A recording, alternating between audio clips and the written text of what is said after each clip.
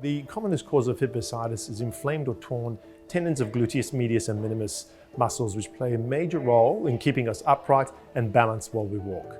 This is a very common problem that can affect 20 to 25% of people over the age of 60.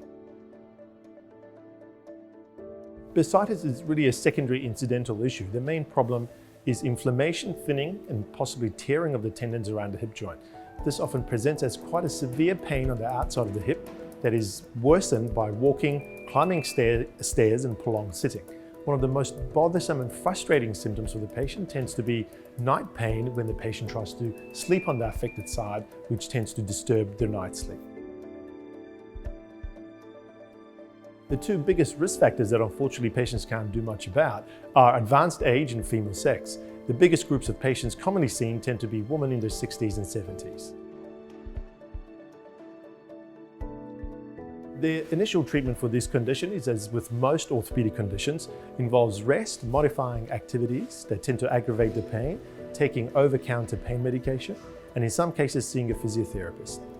In about 50% of cases, these simple measures are all that is required to tackle this problem.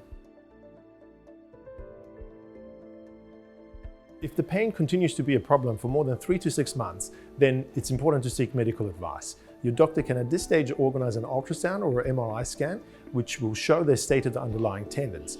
If the tendons are inflamed with no tearing, then a platelet-rich plasma injection can be very helpful in dealing with this problem.